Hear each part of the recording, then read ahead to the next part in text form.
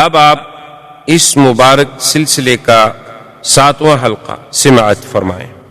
برادران اسلام، سابقہ دروس میں ہم نے سیرت رسول پاک صلی اللہ علیہ وسلم پر کچھ باتیں عرض کی تھیں، اور حضور صلی اللہ علیہ وسلم کی سیرت کی ترتیب، یعنی آپ کی ولادت سے قبل کے واقعات، پھر آپ کی ولادت پاک، پھر آپ کا دور رضاعت، پھر دور شباب، تعمیر کعبہ،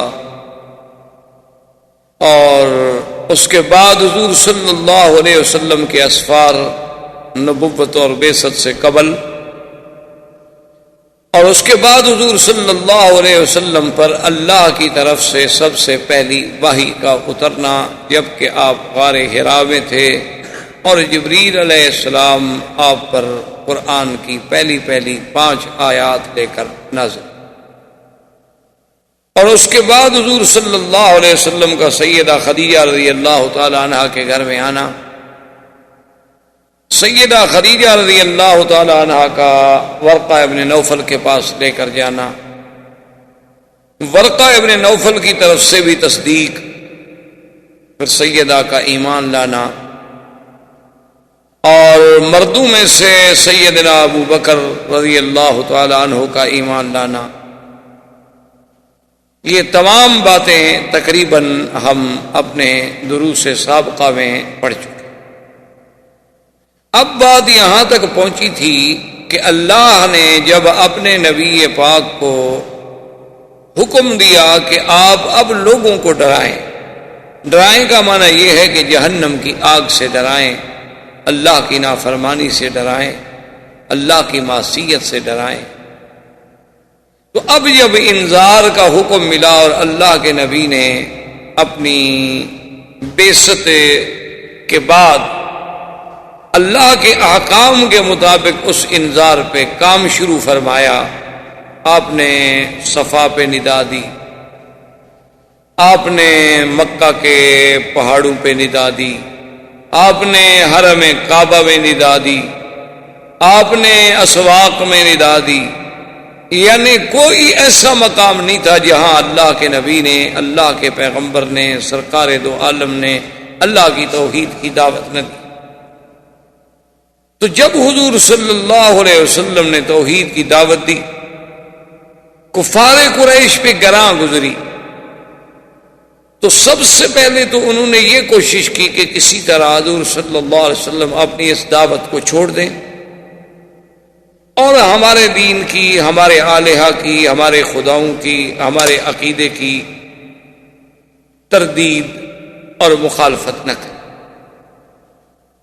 اس ضمن میں قریش نے اپنے سرداروں کو اور اپنے رؤساء کو جمع کیا، اور جمع کرنے کے بعد ابی طالب سے بات کی، کیونکہ حضور صلی اللہ علیہ وسلم کی کفالت اول جو تھی وہ عبد المطلب کے پاس تھی، لیکن عبد المطلب جب فوت ہو گئے تو پھر حضور صلی اللہ علیہ وسلم کی کفالت جو ہے ابی طالب نے قبول کی، اور اس وقت ابی طالب جو ہیں وہ بھی مکے کے سردار تھے اور اوسائے مکہ میں تھے۔ تو ابی جہل نے، جس کا نام عمرو بن ہشام تھا اور کنیت وہ ابو الحکم کہلاتا تھا، لیکن اس کی عناد سے، اس کی تعصب سے، اس کی مخالفت سے، حق کو ٹھکرانے سے، باطل کو اپنانے سے اس کی کنیت جو ہے پھر ابی جہل پڑ گئی۔ تو وہ سارے وفد کو لے کے ابی طالب کے پاس پہنچا اور اس نے کہا کہ ابی طالب، آپ چونکہ ہمارے بڑے ہیں اور سردار ہیں اور قریش مکہ سے آپ کا بہت بڑا تعلق ہے اور خاندان بنو ہاشم سے آپ کا بہت بڑا مقام ہے، لیکن آپ کے بھتیجے سیدنا محمد الرسول اللہ صلی اللہ علیہ وسلم نے ہمیں تنگ کر دیا ہے، ہم بالکل مجبور ہو گئے ہیں کہ وہ ہمارے خداؤں کی مخالفت کرتے ہیں، لات و عزا کی مخالفت کرتے ہیں، اور یصفح اعلامنا، اور کان یکفر آباءنا، اور ہمارے باپ دادے کے دین کے طریقے کی تردید کرتے ہیں، ہم صبر نہیں کر سکتے، ہم مجبور ہیں، لہذا آپ محمد مصطفیٰ صلی اللہ علیہ وسلم کو ہدایت کریں کہ وہ یہ بات جو ہے چھوڑ۔ ابی طالب نے حضور صلی اللہ علیہ وسلم کو سمجھایا اور بتلایا کہ آپ کی قوم کا وفد آیا تھا اور ان کا یہ مطالبہ ہے۔ حضور نے فرمایا کہ یہ میرا کوئی ذاتی کام تو نہیں ہے، مجھے تو اللہ نے نبی بنا کے بھیجا ہے، میں تو اللہ کے حکم کا پابند ہوں، میں کیسے چھوڑ سکتا۔ اب کفار قریش نے ایک دوسرا طریقہ اختیار کیا، انہوں نے ابی طالب سے کہا کہ آپ اپنے بھتیجے سے کہیں کہ وہ ایک نیا نظریہ، چونکہ ان کے لیے تو یہ ایک نئی بات تھی نا، کیونکہ وہ تو سوچ بھی نہیں سکتے تھے، وہ تو صدیوں سے اسی کفر میں مبتلا چلے آ رہے تھے کہ بتوں کی عبادت کرنی ہے، بتوں کی پوجا کرنی ہے، بتوں کے آستانوں پہ جانور ذبح کرنے ہیں، ان کے نام پہ چڑھاوے چڑھانے ہیں، ان کے مجاوروں سے جا کے کس سے کہانیاں پوچھنی ہیں۔ ان کا تو یہ ایک بات تھی، ایک دن سے نہیں تھی، آباء و اجداد سے چلی آ رہی تھی۔ اور جب اللہ کے نبی نے ان سب پر توحید کی ضرب ماری تو وہ تلبلا اٹھے اور کہنے لگے اجعل الآلہۃ الہا واحدا، یہ کیسے؟ تو اب انہوں نے ایک نیا رنگ اختیار کیا، انہوں نے کہا کہ اگر اللہ کے نبی اس نئے نظریے کے پیش نظر یہ خیال مبارک میں ہے کہ مجھے مکے کی سرداری مل جائے، میں مکے کا سردار مان لیا جاؤں، اور بغیر کسی اختلاف کے تو ہم آپ کو سردار ماننے کے لیے تیار ہیں، آپ سے اور اچھا ہمیں کون مل سکتا ہے کہ آپ صادق بھی ہیں، امین بھی ہیں، اور بنو ہاشم کے چاند ہیں، محمد ابن عبداللہ ہیں، ابن عبد المطلب ہیں، آپ عالی نسب ہیں، تو آپ بالکل سردار بنے، ہم سب بیعت کرنے کے لیے تیار۔ اور اگر انہوں نے کہا کہ حضور صلی اللہ علیہ وسلم نے اپنی اس شہرت سے فائدہ اٹھانے کے بعد یہ سوچا ہے کہ کسی بڑے گھر میں میری شادی ہو جائے، کیونکہ جب آدمی کسی چیز میں شہرت حاصل کر لیتا ہے تو پھر بڑے بڑے گھر جو ہیں وہ بھی اس سے شادی کرنا چاہتے ہیں، تو آپ اشارہ کر دیں اور مکے کے جس خاندان، جس گھرانے کی جس لڑکی پہ حضور صلی اللہ علیہ وسلم ہاتھ رکھے ہم دینے کے لیے تیار ہیں، نکاح کر لیں۔ اور تیسری بات یہ ہے کہ خدا نہ کرے اگر حضور صلی اللہ علیہ وسلم کو کوئی تکلیف ہے، یعنی آپ پر کوئی جن کا اثر ہو گیا، آپ پر کسی نے کوئی سحر کر دیا ہے کہ آپ اپنے عقل سے ماورا باتیں کہتے ہیں، جو باتیں بالکل حقیقت کے خلاف ہیں، جو باتیں بظاہر ہماری سمجھ سے بالا تر ہیں، کہ ایسی بات ہے کہ لات عزا منات یہ 360 خدا سب چھوڑ دیے جائیں، اور ایک خدا جو ہم دیکھ بھی نہیں سکتے، ہمیں نظر بھی نہیں آتا، وہ سارے کام ایک خدا سر انجام دیتا ہے، خیر بھی وہی کرے شر بھی وہی کرے، کیسے ہو سکتا ہے؟ یہ کوئی بات عقل میں آنے والی بات کہ دن بھی پیدا کرے پھر رات بھی پیدا کرے، ایک بندے کو پیدا بھی کرے پھر اس کو مار بھی دے؟ یہ باتیں ہمیں تو سمجھ نہیں آ سکتی۔ ہاں مارنے والا اور ہے، پیدا کرنے والا اور ہے، بات سمجھ آ سکتی، لیکن ایک آدمی پیدا کرے، خدا ہے، اس نے خود پیدا کیا، بنایا، بنانے کے بعد اس کو مٹا دے، آسمان و زمین کو پیدا کیا، فرماتے ہیں پھر اس کو بھی ختم کر دے گا، یہ سب توڑ پھوڑ دے گا۔ یہ باتیں ہماری سمجھ سے ماورا ہیں، شاید نہ کوئی جن کا اثر ہے تو ہم علاج کرانے کے لیے تیار۔ جب یہ باتیں حضور صلی اللہ علیہ وسلم کے لیے انہوں نے تجویز کی اور ابی طالب نے آپ کے سامنے یہ باتیں رکھی، تو حضور نے فرمایا کہ چچا دیکھو، اگر مکے کی سرداری کی بات ہو تو سرداری تو اب بھی ہمارے گھرانے میں ہے، پہلے عبد المطلب کے پاس تھی، اب آپ کے پاس، اور اگر مکے کی کسی بڑے خاندان میں شادی کی بات ہے تو خدیجہ سے بڑی عورت کون ہے مکے کی؟ سیدہ خدیجہ رضی اللہ تعالیٰ عنہ، بے اعتبار نسب کے، بے اعتبار حسب کے، بے اعتبار مال کے، اس سے بڑا کون ہے مکے میں؟ اور وہ تو 25 سال پہلے سے میرے گھر میں ہے، اور اس نے تو مجھے خود تمنا کر کے شادی کی، اور اس کی ساری دولت میرے ہاتھ۔ اور اگر یہ کہتے ہیں کہ نعوذ باللہ مجھ پر جنات کا یا کوئی بیماری کا اثر ہے، تو جن والے لوگ جو ہیں ان کو دیکھا انہوں نے کبھی کہ وہ جنات اسی طرح پاک رہتے ہیں، صاف رہتے ہیں، عبادت کرتے ہیں، اللہ کی دعوت دیتے ہیں؟ وہ تو پلید لوگ ہوتے ہیں جن پر جنوں کا اثر ہوتا ہے۔ اور ایک بات انہوں نے کہا کہ ابی طالب سن لیں، اگر آپ بھی گھبرا گئے ہیں، اگر آپ بھی ڈر گئے ہیں میرا ساتھ دینے سے، تو آپ یہ بات یاد رکھ لیں ابی طالب، میں آپ کی کفالت کی وجہ سے یہ بات نہیں کہہ رہا، بلکہ یہ میرا فریضہ رسالت ہے جو میں نے ہر حال میں ادا کرنا ہے۔ آپ سرداران مکہ سے کہہ دیں کہ اگر وہ چاند لا کر میرے ہاتھ پہ رکھ دیں، سورج لا کر میرے ہاتھ پہ رکھ دیں اور مجھ سے مطالبہ کریں کہ میں توحید کی دعوت کو چھوڑ دوں، میں ان سب چیزوں کو ٹھوکر مار سکتا ہوں، لیکن اللہ کے حکم کی تعمیل میں کبھی کوتاہی۔ اور ابھی طالب اگر آپ کو ڈر ہے کہ اتنے بڑے قریش سے آپ کیسے مقابلہ کریں گے، تو میں آپ کو یقین دلاتا ہوں کہ یا ہمیں مجھے آپ سے کوئی گیلا نہیں۔ آج کے بعد آپ اپنی کفالت ختم کرتے ہیں، آج کے بعد آپ اپنی حمایت کا ہاتھ کھینچ لیں، مجھے کسی کی حمایت کی ضرورت نہیں ہے۔ میرا تو مشن جو ہے صرف اللہ کے احکام کی تعمیل ہے اور اسی پر میرا بھروسہ ہے۔ آپ سب میرے مخالف ہو جائیں لیکن میں اپنے کام پہ رہوں۔ حضور صلی اللہ علیہ وسلم نے اسی طرح اپنی دعوت کو جاری رکھا۔ اب قریش نے سوچا کہ بھئی اس کا کیا حل؟ اللہ کے نبی صلی اللہ علیہ وسلم تو ہماری کوئی بات ماننے کے لیے تیار نہیں۔ وہ سمجھے تھے نا کہ یہ دنیاوی بات ہے، جیسے آج کل بھی ہمارے بہت سارے پڑھے لکھے دوستوں کو بہت سارے مقامات پر مغالطہ لگتا ہے کہ بھئی یہ مولوی لوگ اتنے سخت کیوں ہیں، اتنے باتوں پہ کیوں اپنی بات پہ اڑے رہتے ہیں، یہ کیوں نہیں دنیا کے ساتھ ذرا مل جل کے مصالحت کر کے اور رواداری کے ساتھ اور جناب ذرا وسعت قلب کے ساتھ فراخ دلی کے ساتھ جو ہے معاملہ کریں، دنیا بہت ترقی کر گئی ہے۔ تو ان بیچاروں کو بھی دراصل یہی مغالطہ ہوتا ہے۔ آدمی رواداری وہاں کرتا ہے جہاں اس کا اپنے بات ہو، اپنا کام ہو۔ آپ نے مجھ سے پیسے لینے ہیں، آپ نے مجھ سے گھر مانگا ہے، آپ نے مجھ سے رہنے کی جگہ مانگی ہے، اس میں تو رواداری ممکن ہے۔ اللہ کے دین کو تبدیلی میں رواداری کا کیا معنی ہے؟ کوئی آدمی کہے اچھا جی کیونکہ بہت سارے لوگ داڑھی مڈاتے ہیں لہذا آپ مولوی رواداری کر کے اس کو چپ کر جائیں، چلو جائز نہیں کر سکتے چپ کر جائیں، یہ رواداری نہیں ہوگی، یہ دین سے انحراف ہوگا، دین سے غداری۔ اس کی چھوٹی سی مثال آپ دیکھ لیں کہ اگر آپ کسی کو چوکیدار رکھیں کہ آپ نے میرے گھر کا پہرا دینا ہے اور میں آپ کو اتنی تنخواہ دوں گا اور آپ نے رات کو 10 بجے سے صبح 6 بجے تک ڈیوٹی دینی ہے اور بالکل اپنا الرٹ رہنا ہے۔ اب اس کے پاس کوئی چور آئے اور کہے کہ یار کم سے کم کچھ تو اخلاق رکھو، کچھ تو رواداری اختیار کرو، یار تم اتنے بدخلق ہو کہ ہر وقت ڈنڈا لے کے کھڑے ہو، کوئی بات ہے؟ تم تھوڑا سا تو نرم ہو جاؤ، تھوڑی سی رواداری کرو۔ چلو میں تمہارے مالک کی گاڑی نہیں چراتا، بڑی چیزیں نہیں چراؤں گا، چھوٹی موٹی چیزیں اگر اٹھا لوں تو کیا فرق پڑتا ہے، تمہارے مالک کو تو پتہ بھی نہیں چلے۔ میں اگر کار لے جاؤں ٹھیک ہے، مالک پوچھے گا ابھی گاڑی کہاں۔ میں اگر ان کے ڈرائنگ روم سے قیمتی قالین اٹھا لوں تو وہ دیکھے گا کہ کہاں ہے، لیکن یہ چھوٹی موٹی چیزیں جن پر ان کی کبھی نظر ہی نہیں پڑتی، اتنا تو تم روادار بنو یار، یہ کیا رواداری ہوئی؟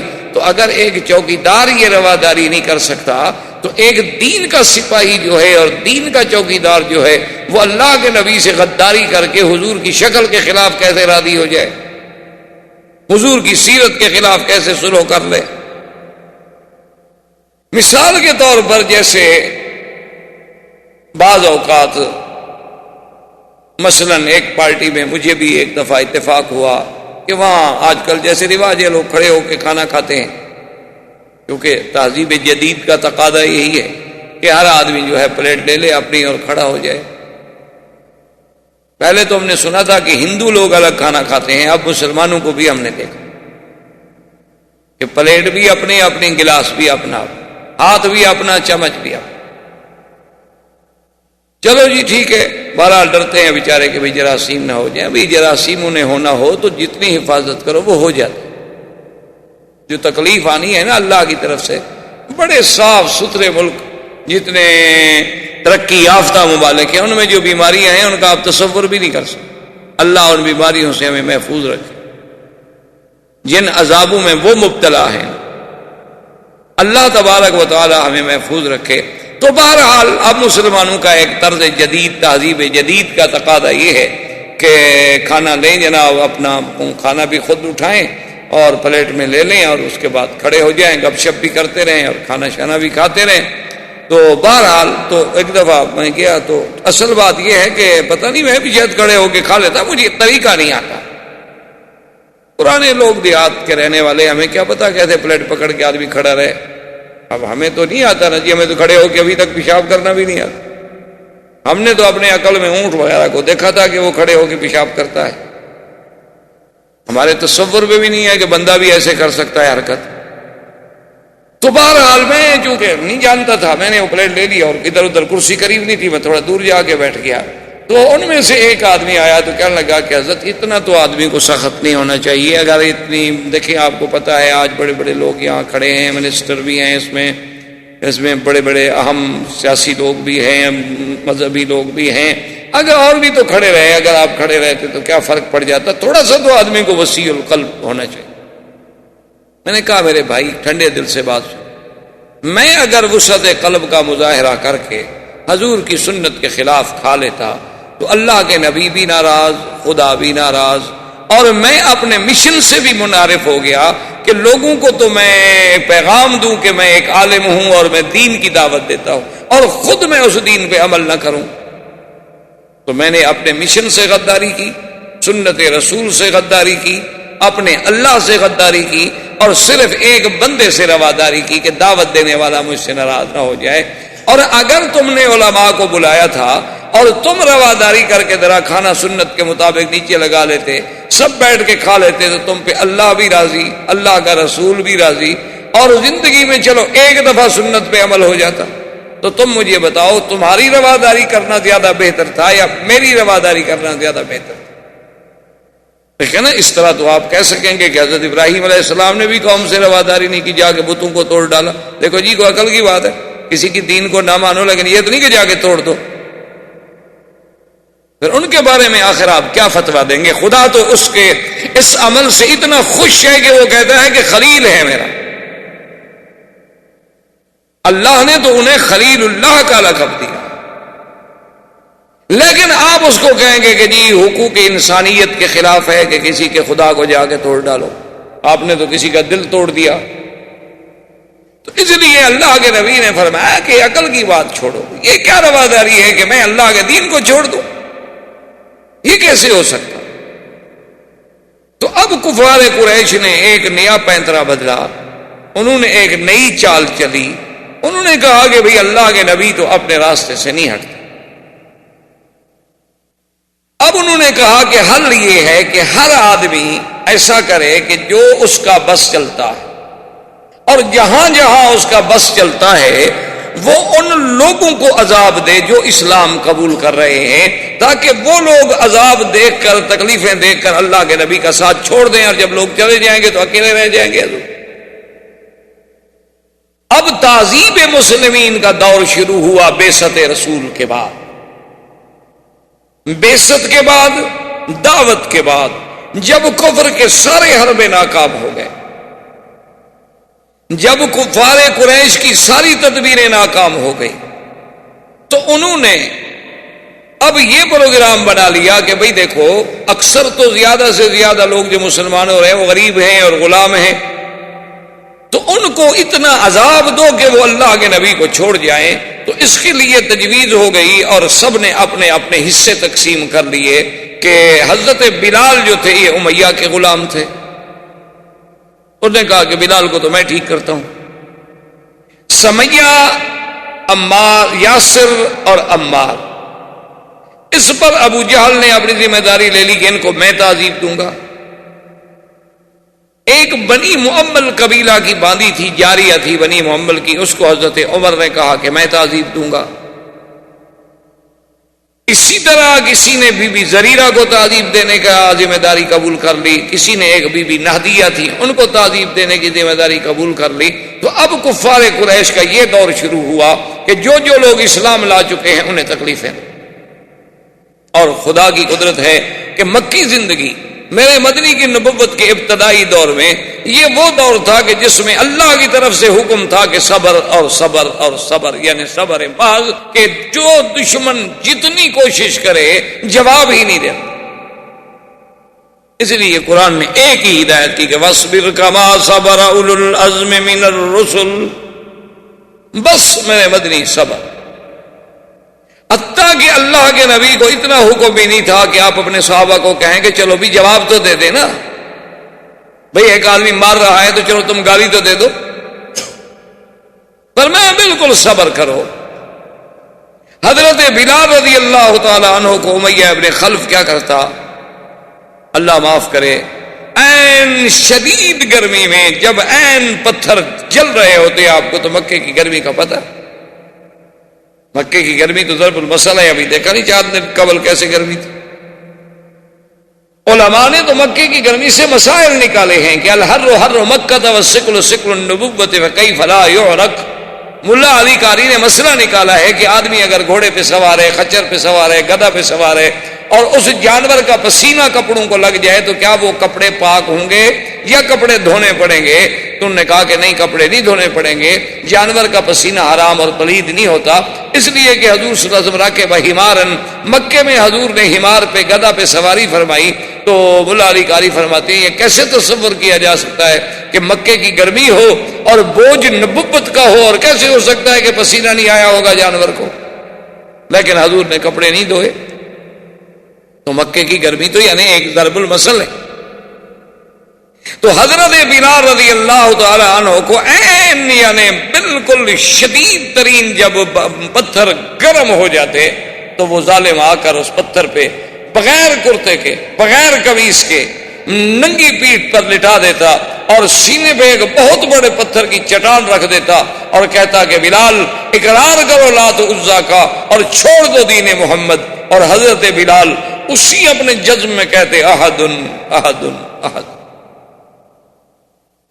اور احد احد کہتے کہتے بے ہوش ہو جاتے، اور جب ہوش آتی پھر وہی نعرہ احد احد. حتیٰ کہ ایک دفعہ مسلمانوں نے پوچھا حضرت بلال سے بعد میں، انہوں نے کہا کہ بھئی اور بھی تو باتیں ہو سکتی تھی نا، لا الہ الا اللہ، اللہ اکبر، لیکن احد احد جو تم کہتے تھے اس کی کیا وجہ تھی کہ تم ہر وقت احد احد احد کا نعرہ لگاتے تھے؟ تو حضرت بلال نے فرمایا اصل بات یہ ہے کہ کافر سب سے زیادہ اسی بات سے چڑھتے تھے، اور میں جان کے وہی نعرہ لگاتا تھا جو کافروں کو جلانے کا ہو، چونکہ دلیل ایمان یہ ہے کہ کافر کو جلاؤ، کفر سے بیزاری کا اعلان کرو، کفر سے برات کا اعلان کرو. صرف یہ نہیں کہ تم اللہ کی توحید کا اقرار کر لو، اقرار کے ساتھ براءۃ من الکفر، براءۃ من المشرکین جو ہے وہ ضروری ہے. اللہ نے پورے قرآن میں سورۃ براء نازل کی، اور جب تک ہم کفر سے براءت نہیں کریں گے اس وقت تک ہمارا ایمان نہیں ہوگا. ایک ہے دنیاوی تعلقات، تجارت، لین دین، یہ الگ بات، لیکن قلبی طور پر آدمی بالکل مشرکین سے برات کا اظہار کرے. تو حضرت بلال رضی اللہ تعالی عنہ کو اتنا مارا جاتا، اتنا ستایا جاتا.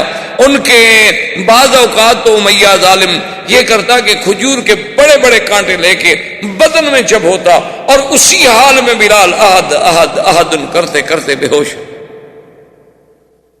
ایک دن امیہ نے بلال کی اماں کو مجبور کیا، اس نے کہا کہ دیکھو تم اپنے بیٹے کو سمجھاؤ، میں اسی طرح اسے تڑپا تڑپا کے مار ڈالوں گا، ورنہ اس کو کہو کہ یہ چھوڑ دے دین محمد صلی اللہ علیہ وسلم.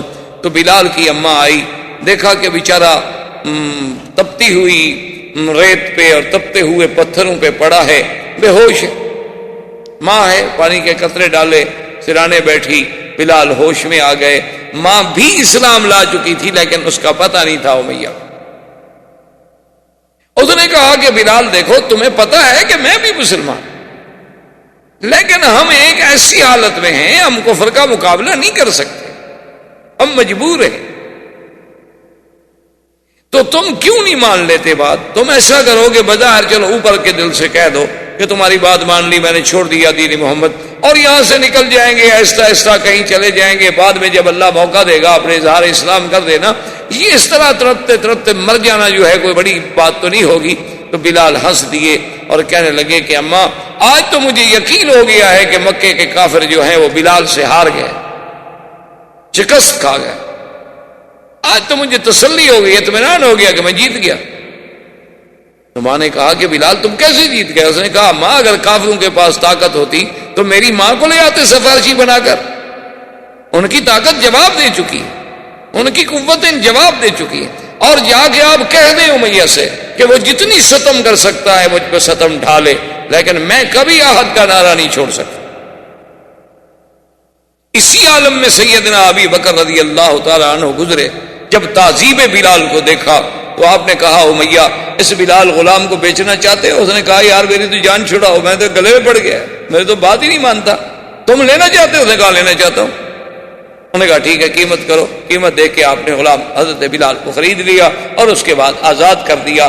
اسی لیے کتابوں میں آتا ہے کہ حضرت بلال بھی سید تھے، آتق سیدنا سیدنا، یعنی بلال بھی سید اور سید بنا سردار، اور حضرت ابو بکر بھی سردار، کہ اس کو اس غلامی سے خرید کر چھڑانے والا ابو بکر۔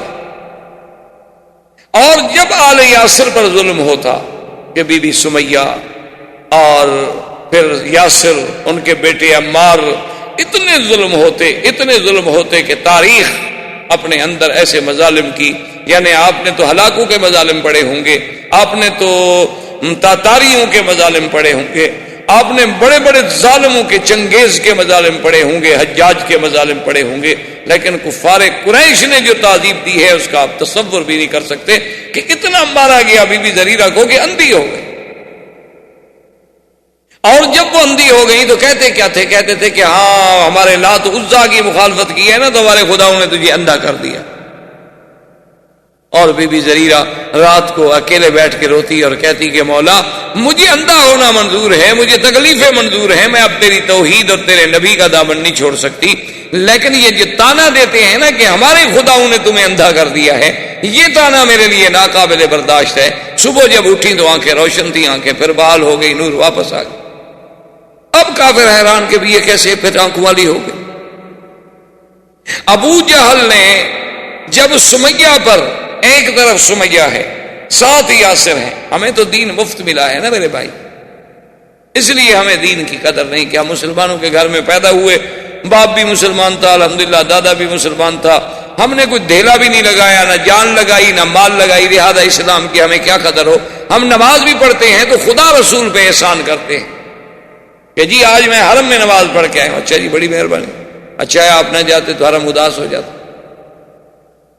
آج تو میں نے جناب طواف کیا، ہاں جی بالکل شکر ہے اللہ کا، آپ طواف نہ کرتے تو خدا کا گھر خالی ہو جاتا، اللہ کے فرشتے بھی نہیں ہیں، بلکہ پتہ نہیں ہمارے طواف سے ہی کعبہ تنگ آتا ہو، تو یہ تو میں سوچ رہا ہوں، یہ تو میں تصور کر سکتا ہوں کہ ہمارے طواف کی وجہ سے اللہ کے کعبے کو، اللہ والوں کو، ملائکہ کو تکلیف ہوتی ہو، یہ تو میں سوچ سکتا ہوں، یہ مجھے نہیں یقین آتا کہ ہماری وجہ سے انہیں کوئی راحت ملتی ہو۔ اس لیے کسی نے کہا تھا نا کہ چوں طواف کعبہ کردم، کہ جب میں طواف کرتا ہوں تو کعبہ ندا برآمد، کعبے سے ندا آتی ہے کہ بیرون درچے کر دی کہ درون خانہ آئی، میرے باہر تم کیا کر رہے تھے کہ اب اندر بھی آ گئے ہو، کہ بیرون درچے کر دی، تم باہر کیا کیا کام کر رہے تھے، انہی پاؤں کو لے کے پھر میرے پاس بھی آ گئے۔ اور کہتا ہے کہ جب میں نے جا کے زمین کعبہ پہ سجدہ کیا، زمین ندا برآمد، زمین چیخنے لگ گئی، انہوں نے کہا کیوں مجھے ناپاک کرتے ہو ریا کے سجدے کر کر، سارا دن غیروں کی عبادت کرتے ہو اور ابھی آ کر مجھ پر اللہ کا سجدے کر رہے ہو، ادھر لوگوں کو بھی خوش کرتے ہو، ادھر خدا کا سجدہ کر کے اللہ کو بھی ارادہ کرنا چاہتے ہو۔ میں نے کہا کیوں خراب کر دی جو سجدہ ہے ریائی، تو مجھے کیوں خراب کر رہے ہو ریا کے سجدے کر کے، اس سے تو بہتر ہے کہ سجدہ۔ اس لیے مجھے تو بہرحال یہ ڈر لگتا ہے کہ کہیں ہماری یہ بے ادبی کہ ہم اتنے گناہوں کے ساتھ، اتنی زیادتیوں کے ساتھ ساری زندگی، اللہ معاف کرے، ہماری زبانیں گندی، ہمارے پاؤں گندے، ہمارے اعمال گندے، اور پھر ہم کعبے میں چلے جاتے ہیں بس اس امید سے کہ وہ غفور الرحیم، کہ وہ ارحم الراحمین ہے، اب اس کے بندے ہیں، مخلوق ہیں، بس جیسی ہیں، ورنہ تو حقیقت میں انسان کو ڈر لگتا ہے کہ میں کیا ہوں اور کہاں ہوں۔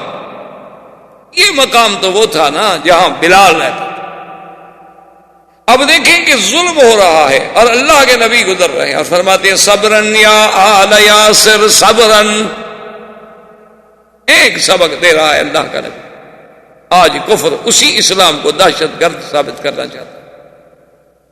کاش ان کے سامنے میرے مدنی کی سیرت ہوتی، کاش ان کے سامنے میرے مدنی کی مکی زندگی ہوتی، کاش یہ جہاد اور فساد کا فرق سمجھ سکتے۔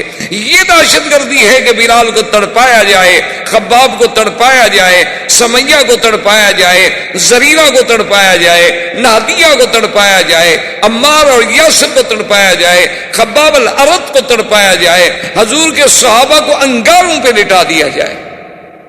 لیکن اللہ کا نبی کیا کہتے ہیں؟ صبر. کہ آل یاسر صبر صبر. وہ نبی جو صبر کا درس دینے والا ہے وہ اپنی امت کو کبھی دہشت گردی سکھلا سکتا ہے؟ اصل بات کیا ہے؟ وہ سب سے بڑے دہشت گرد ہیں جو مسلمانوں کو دہشت گرد کہتے ہیں. انہوں نے مسلمانوں کو، جب آپ کسی کو بند گلی میں کھڑا کر دیں گے تو کوئی کیا کرے گا؟ آپ مجھے بتائیں. آپ کسی آدمی کو جب بند گلی میں کھڑا کر دیں، اب اس کے بعد راستہ کوئی نہیں، یا ٹکر مار کے دیوار سے مر جائے. تم تو حالات ایسے پیدا کرتے ہو کہ مسلمان بند گلی میں جا کے مجبور ہوں، اور جب مجبور ہو کر وہ کوئی بات کریں، ہم کہیں دیکھیں نہیں مسلمان ایسے ہیں، مسلمان ایسے ہیں، مسلمان ایسے ہیں. یہ عجیب بات ہے نا. اگر ہمارے آپ کے ملک میں، آپ نے کتابوں میں، تاریخوں میں، اخباروں میں پڑھا ہے کہ اگر ہندو 500 مسلمان عورتوں کو ننگا کر کے ان کی ویڈیو بنائے تو وہ تو کوئی بات نہیں، اگر اس پر کوئی تڑپ کے وہاں کوئی حادثہ کر بیٹھے، دہشت گرد ہے مسلمان. بھائی خدا عقل دے. اگر تم اتنے ظلم و ستم نہ کرتے تو آخر صدیاں بیت گئی ہیں ہندوستان میں مسلمانوں کے رہتے ہوئے، اور ملکوں میں مسلمانوں کو رہتے ہوئے صدیاں بیت گئی ہیں. انہوں نے تو کبھی کسی کو تھپڑ نہیں مارا، بلکہ ہم سے تو مسلمان بیچارے، آپ یقین فرمائیں، اللہ کے حرم میں آگے مسئلے پوچھتے ہیں کہ ہمارا ہمسایہ ہندو ہے، اس نے ہم سے زمزم مانگا ہے، اس نے ہم سے مدینے کی کھجور مانگی ہے، ہم لے جائیں. کہتے ہیں لے جاؤ، دے دو، کوئی بات نہیں، کیوں نہ دو. یعنی مسلمان تو اتنا ہے کہ اس نے اپنے ہندو ہمسائے کو مکے میں بھی یاد رکھا، مدینے میں بھی یاد رکھا، اس کے لیے مکہ مدینے کی مقدس پاک چیز لے کے جانے کے لیے تیار ہے. بیچارہ مسئلہ بھی پوچھ رہا ہے کہ کہیں پتہ نہیں شریعت میں منع نہ ہو کہ میں ایسی پاک چیزیں جا کے کسی کافر کے ہاتھ پہ رکھ دوں. لیکن اس کے باوجود جب آپ اس کو اس مقام پہ لے جائیں کہ اس کی بیٹیاں، اس کی اولاد، جو کچھ ہو رہا ہے، پھر جب ظلم و ستم سے وہ تڑپے تو کہتے تڑپتا کیوں ہے؟ یہ دہشت گرد ہے. تو یہ دیکھیں اسلام کا کردار. حضور فرماتے ہیں صبرن. پتہ ہے سمیہ پہ کیا کیا ظلم ہوا؟ عورت، مرد بھی نہیں. ابھی جہل بدبخت نے آخر ایک نیا ڈھنگ سوچا. آج تک یہ بات ایمان سے کہیں، تاریخ میں اٹھا کر دیکھ لیں، یعنی تاریخ انسانیت میں جتنے ظالم گزرے ہیں کسی ظالم نے یہ نہیں سوچا ہوگا جو ابو جہل نے سوچا. اس لیے حضور پاک نے فرمایا کہ فرعونی اشد من فرعون موسیٰ. حضور نے فرمایا کہ میرا فرعون هذه الامہ ابی جہل، فرمایا میرا فرعون جو ہے موسیٰ علیہ السلام کے فرعون سے بھی زیادہ سخت ہے. صحابہ نے پوچھا حضور کیسے؟ فرمایا موسیٰ علیہ السلام کا فرعون جو مقابلے پہ تھا، جس نے دعویٰ خدائی کیا تھا، جو انا ربکم الاعلی کہتا تھا، لیکن جب اس کو پانی کا غوطہ لگا تو کہنے لگا اذا ادركه الغرق قال آمنت انه لا اله الا الذي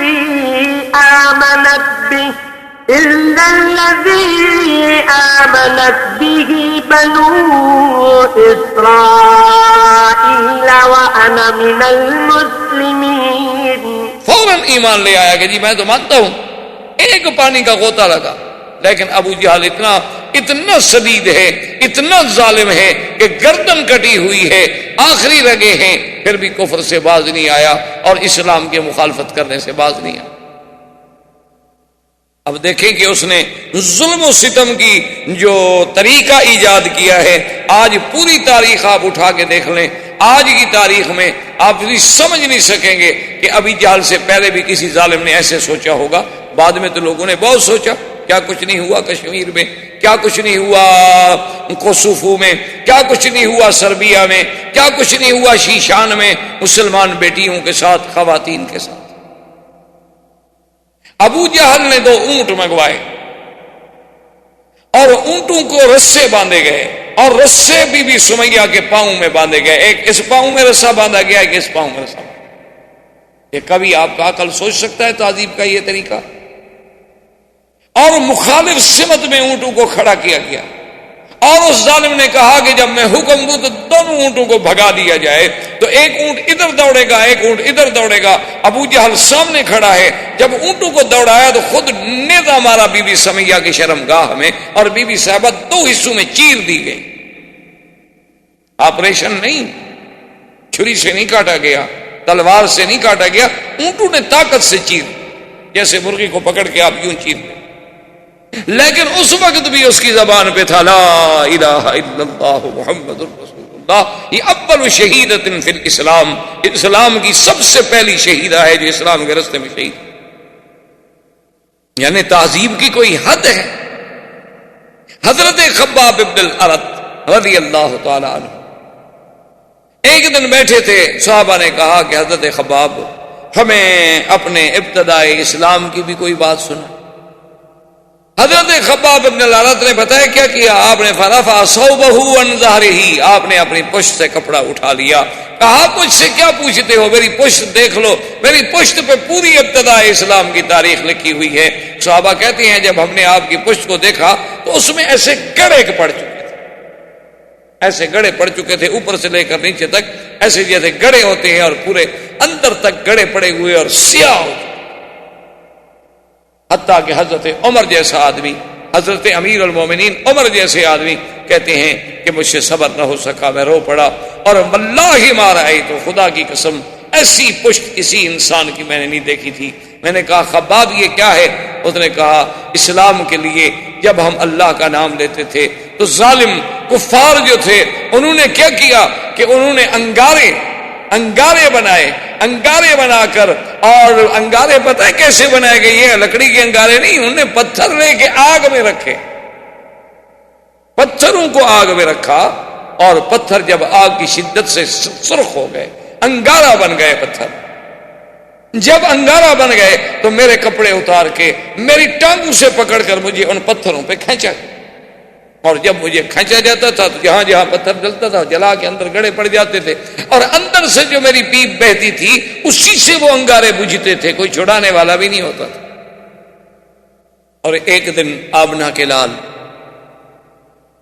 سرکار دو عالم رحمت دو جہاں سید محمد عربی فداہ ابی و امی صلی اللہ علیہ وسلم، آپ کعبہ شریف کے پاس بیٹھے ہیں کہ یہی خباب کو موقع ملا حضور کے قریب، ورنہ تو کعبے میں کون آ سکتا۔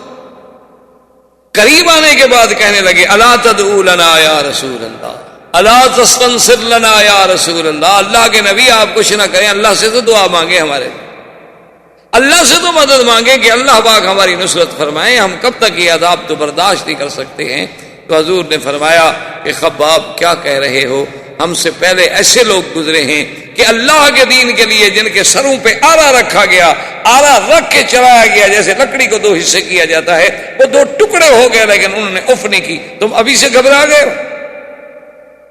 آپ نے فرمایا خباب کیا کہہ رہے ہیں؟ ایک ایک دن میں 7 انبیاء کو قتل کیا گیا، ایک ایک دن میں اللہ کا نام لینے والے جو ہیں ان کے سروں پہ آرے رکھ کے چلا دیے گئے، ایک ایک دن میں انبیاء علیہ الصلوۃ والتسلیم کو پھانسیوں پہ لٹکایا گیا، اللہ کے نام لینے والوں کو نعوذ باللہ ثم نعوذ باللہ ثم نعوذ باللہ ایسا ہوتا تھا کہ ان کے چمڑے اتارے جاتے تھے۔ آپ ذرا اپنے ہند کی تاریخ اٹھا کے پڑھیں کہ جنگ آزادی سے پہلے جب انگریزوں نے ظلم و تشدد کا بازار گرم کیا تھا تو ایک ایک دن میں 500 دین والوں کو پھانسی دی گئی، اور علماء عام مسلمان بھی نہیں، علماء کہ یہ چمڑا جو ہے جیسے جانور کا چمڑا اتارتے ہیں نا، یوں چمڑا اتارا جاتا تھا اور پھر ان پہ نمک چھڑکا جاتا۔ حضور نے فرمایا خباب صبر کریں، ایک وقت آئے گا جب میرا دین پوری دنیا پہ غالب، اور فرمایا ایک وقت آئے گا کہ اگر ایک عورت مکے سے لے کر صنعاء تک، یعنی یمن کے شہر صنعاء تک سفر کرے گی، اس کو کسی چیز کا خوف نہیں ہوگا ما سوا اللہ کے۔ یعنی آپ اندازہ کریں سیرت پاک کا اور نبی صلی اللہ علیہ وسلم کی اس پیشین گوئی کا کہ اس عالم میں، یہ تہذیب کا یہ عالم ہے، جب سارے صحابہ پر عذاب کے، ظلم کے تمام حربے آزمائے گئے تو کچھ صحابہ نے آ کر حضور سے عرض کیا کہ یا رسول اللہ ہمارے پاس اتنی قوت بھی نہیں، اور اگر تھوڑی بہت کوئی انسان کے پاس قوت ہے تو آپ کہتے ہیں صبر کریں، تو اس کا کوئی حل بتائیں۔ حضور نے فرمایا میں آپ کو اجازت دیتا ہوں کہ حبشے کی طرف چلے جائیں، میں نے سنا ہے حبشہ میں ایک ایسا بادشاہ ہے کہ جس کی شہنشاہی میں، جس کے ملک میں کسی پر ظلم نہیں ہوتا، وہ کسی کو ظلم نہیں کرتا، تو تم لوگ جو ہے حبشے کی طرف چلے جاؤ۔ تو سب سے پہلے حبشے کی طرف ہجرت کرنے والوں میں کون تھے؟ حضرت عثمان، حضرت عثمان ابن عفان۔ اور ان کی بیوی اس وقت کون تھی؟ بی بی رقیہ بنت الرسول صلی اللہ علیہ وسلم، حضور کی بیٹی حضرت عثمان۔ تو حضور نے فرمایا کہ اس دنیا میں، یعنی حضرت لوط علیہ السلام کے بعد، کہ ایک تو لوط علیہ السلام تھے نا جنہوں نے ہجرت کی، اور سیدنا ابراہیم علیہ السلام نے ہجرت کی، انی مہاجر الی ربی، جن نے اپنے والدین کا گھر چھوڑا، آذر کا گھر چھوڑا، اور لوط علیہ السلام آپ کے ساتھ تشریف لے آئے ہجرت میں۔ اس کے بعد فرمایا اللہ کے راستے میں اگر کوئی ہجرت کر رہا ہے تو عثمان ہے۔ ابو حذیفہ، حضرت عثمان، تقریباً 13 صحابہ انہوں نے حبشے کی طرف ہجرت کی۔ اور بعض روایات میں یہ بھی آتا ہے کہ سیدنا ابی بکر صدیق رضی اللہ تعالی عنہ نے بھی اذن مانگا کہ یا رسول اللہ مجھے بھی اجازت دے، مجھ سے یہ ظلم برداشت نہیں ہو سکتا، اور میں کتنے غلام آخر خریدوں اور کب تک خریدوں؟ تو آپ نے بھی اجازت دی، اور حضرت ابو بکر صدیق رضی اللہ تعالی عنہ بھی حبشے کے لیے روانہ ہوئے۔ جب مکے سے نکلے تو راستے میں ایک جگہ تھی، وہاں پر احابیش، احابیش کہتے ہیں عام لوگ، یعنی ایک تو سردار ہے نا جن کا اعلیٰ نسب ہوتا ہے، ایک عام لوگ ہوتے ہیں، وہ وہاں جمع تھے، اور ان کا سردار جو ہے وہ تھا ابن الدغنہ۔ اس نے دیکھا کہ سیدنا ابو بکر صدیق رضی اللہ تعالی عنہ اونٹ ہیں اور سامان باندھے ہوئے جا رہے ہیں، وہ بھاگتا ہوا آیا، اس نے کہا یا ابا بکر اینا اینا ترید، کہاں جا رہے؟ آپ نے فرمایا کہ انی اہاجر الی الحبشہ، میں حبشے کی طرف جا رہا ہوں، آپ دیکھ رہے ہیں کہ مکے میں کیا حال۔ اس نے کہا ابو بکر واللہ انک لتصل الرحم، خدا کی قسم ہے تم صلہ رحمی کرنے، خدا کی قسم ہے تم غلاموں کو آزاد کرنے والے، خدا کی قسم ہے تم بیواؤں کی خدمت کرنے والے ہو، یتیموں کے ہاتھ پہ سر پہ ہاتھ رکھنے والے ہو، میں تمہیں نہیں جانتا۔ ابو بکر نے کہا کیا کہہ رہے ابن الدغنہ، مکے والے ہمارا وجود برداشت نہیں کرتے۔ اس نے کہا کہ دیکھیں آپ میری جوار میں ہیں، آپ میری امان میں ہیں، میں دیکھتا ہوں مکے والے آپ کو کیسے چھیڑتے ہیں، آپ مہربانی کریں واپس جائیں، مکہ نہ چھوڑیں۔ حضرت صدیق واپس آ گئے۔ واپس جب آئے تو کفار قریش جو ہے بیٹھے تھے مکے میں دار الندوہ میں، تو یہ ابن الدغنہ جو تھا یہ آیا اور آ کے کہنے لگا کہ یا روسا قریش ان ابا بکر فی جواری، کیا ہے کفار قریش کے سرداروں، ابو بکر اب میری جوار میں ہے، میری امان میں ہے، میری پناہ میں ہے، خبردار اگر کسی نے ابو بکر کو ہاتھ لگایا تو میں اپنے پورے قبیلے کو لے کر تمہاری بوٹی بوٹی کر ڈالوں۔ قریش چپ ہو گئے، کہا کیا کریں، یہ تو ایسے ہی آپ ہی لوگ ہیں تو ہیں ہی ایسے، ان کا تو آگا پیچھے ہے کوئی نہیں، تو کل لڑ پڑیں گے۔ تو وہ چپ کر کے چلا گیا، اور حضرت ابو بکر کو جب پناہ ملی تو آپ نے آ کر کعبۃ اللہ کے قریب قرآن شریف پڑھنا شروع کیا۔ تو جب قرآن شریف پڑھنا شروع کیا تو یہ کفار قریش جو تھے یہ یہاں سے دوڑے اور سیدھے ابن الدغنہ کے پاس پہنچے۔ انہوں نے کہا دیکھو تم نے پناہ دی ہے اس کو، یہ تھوڑا ہے کہ وہ قرآن کھڑے ہو کے پڑھے اپنا کعبہ شریف کے پاس، وہ رہے چپ کر کے رہے مکے میں۔ اصل تکلیف تو تب ہوتی ہے نا جب دین کی دعوت دی جائے، آدمی اگر دین کی بات نہ کرو تو تکلیف کا سوال ہی پیدا نہیں ہوتا۔ دیکھو نا جی، جو آدمی کہیں بھی دین کی بات نہ کریں، آپ بالکل آرام سے یعنی بڑے فراخ دل بن کے رہیں کہ جو ماحول ملا اس میں ڈھل گئے، وہ ٹھیک ہے، کبھی مجال ہے آپ سے کسی نے جھگڑا کیا ہو۔ بات تب ہوتی ہے جب آدمی دین کی بات کرے۔ اور بلکہ ہمارے ایک عالم تھے فوت ہو گئے، وہ کہا کرتے تھے مکی صاحب جس کی تقریر پہ سارے لوگ راضی ہو جائیں نا سمجھو کہ وہ مولوی حق نہیں کہتا، سب لوگ خوش ہوں نا تو وہ حق نہیں کہتا، کیونکہ سب لوگ تو اللہ کے نبی پہ راضی نہیں ہو سکے تو مولوی صاحب پہ کیسے راضی ہو گئے؟ اللہ کے پیغمبر کو بھی کسی نے مانا کسی نے نہیں مانا، کسی نے پھول برسائے تو کسی نے کانٹے بھی برسائے، کسی نے دعائیں نہیں تو کسی نے پتھر بھی تو مارے، انہوں نے کہا یہ کیسے ہو سکتا ہے کہ آدمی حق کی بات کہے اور لوگ سارے کے سارے راضی ہو جائے اور قبول کر لیں اور برداشت کر لیں؟ یہ کبھی نہیں ہو سکتا. سمجھو کہ یہ حق نہیں کہتا. جیسے ہوتا ہے نا کہ وہ آئے ایک مولوی صاحب کہنے لگے جی میں فلاں مسجد میں جمعہ پڑھاتا ہوں، 15 سال ہو گئے ماشاءاللہ، اور آج تک ہماری مسجد میں کوئی جھگڑا نہیں ہوا. انہوں نے کہا میں بھی خدا کی قسم کھا کے گواہی دیتا ہوں کہ 15 سال میں تم نے بھی کبھی حق کا کوئی مسئلہ بیان ہی نہیں. تم نے بھی بس لوگوں کو یہی سمجھایا ہوگا وضو کیا کرو، وضو کی یہ فضیلت ہے، نماز کی یہ فضیلت ہے، روزے کی یہ فضیلت ہے، اور مکہ شریف میں طواف کرو تو اتنا ثواب ہوتا ہے، عمرہ کرو تو اتنا ثواب. اس سے کون چڑھتا ہے؟ اس سے کون چڑھتا؟ بات تو تب ہوگی نا جب آپ اس کو کہیں گے کہ تم باپ دادے کے غلط رسموں کو، بدعات کو چھوڑو. اب جھگڑا شروع ہو. کیوں چھوڑوں جی؟ آپ کہیں گے چھوڑو، وہ کہے گا کیوں چھوڑوں؟ میرا تو باپ کل خانی کرتا تھا، میرا باپ عرس شریف پہ جاتا تھا، ہمارے گھروں میں باقاعدہ 11ویں شریف کے دودھ تقسیم ہوتے تھے. یہ کب کا وہاں بھی آ گیا مکے سے؟ اب بات شروع ہوگی. جب تک آپ حق بات کی دعوت نہ کہیں، بالکل حلوے کھانے پر بھی کبھی جھگڑا ہوا ہے بھلا؟ کوئی تھوڑا کھا لے گا، کوئی زیادہ کھا لے گا. جھگڑا تو تب ہوگا جب اللہ کی توحید کی بات کریں. ساری زندگی ابو بکر مکے میں رہتا تھا، کسی نے جھگڑا کیا؟ 40 سال میرے مدنی نے مکے میں زندگی گزاری، کسی نے جھگڑا کیا؟ جھگڑا تو اسی وقت ہوا نا جب کہا لا الہ الا اللہ.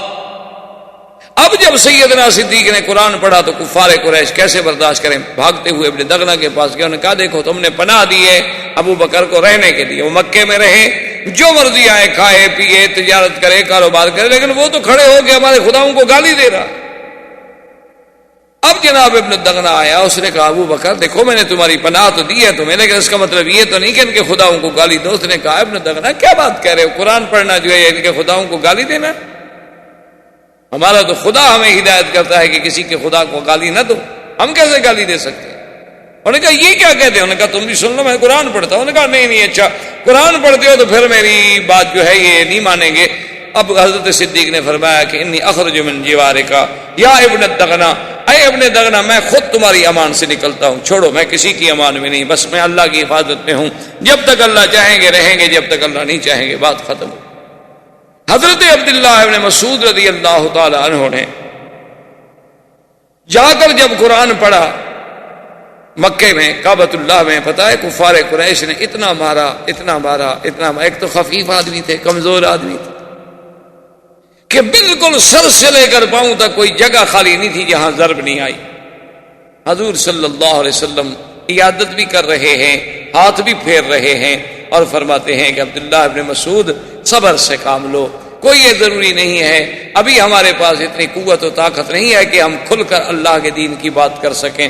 حضرت عبداللہ ابن مسعود اپنی اسی بیماری، اسی کمزوری، اسی مار کھانے کے باوجود کہتے ہیں آذنی یا رسول اللہ، اگر اجازت دو تو کل پھر جا کے پڑھوں.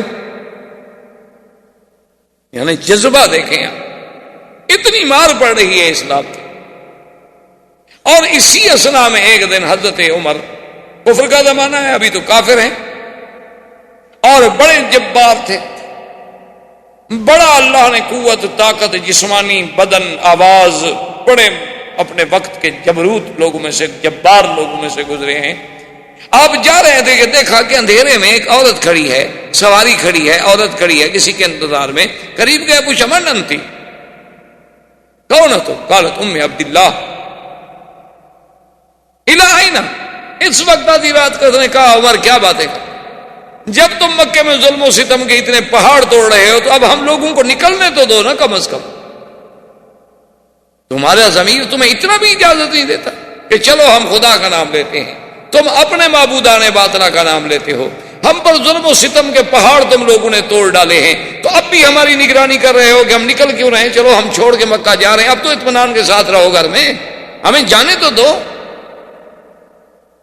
اس مقام پر جب بات پہنچی عمر رضی اللہ تعالیٰ عنہ اس وقت مسلمان نہیں تھے لیکن چپ کر کے واپس آ گئے. دل کو بات لگی، کہنے لگے کہ بھئی یہ مسئلہ بہت مشکل ہو گیا ہے. انا انہی ہذہ القصہ، میں چاہتا ہوں کہ اب اس قصے کو ختم کر دوں. انا اقتل محمدن، میں محمد مصطفیٰ صلی اللہ علیہ وسلم کو قتل ہی کر دیتا ہوں، بات ہی ختم. یہ کیا مسئلہ ہے کہ روز روز لڑائی ہے، کوئی باہر جا رہا ہے، کوئی ہجرت کر رہا ہے، یہ کیا ہو سکتا ہے؟ یہ تو پھر بات ختم نہیں ہوگی. تو اس لیے ہم یہ کیوں نہ کر لیں کہ قصہ ہی ختم کر لیں. زیادہ سے زیادہ یہی ہو جائے گا نا کہ مجھے قتل کر دیا جائے گا بدلے میں، لیکن یہ بات تو ختم ہو جائے گی ہمیشہ کے لیے. تو حضرت عمر رضی اللہ تعالیٰ عنہ اس ارادے کو، اس جذبے کو پال کے چلے. آپ جا رہے ہیں کہ نعیم ابن عبداللہ راستے، انہوں نے کہا کہ عمر کیا بات ہے، بڑے غصے میں.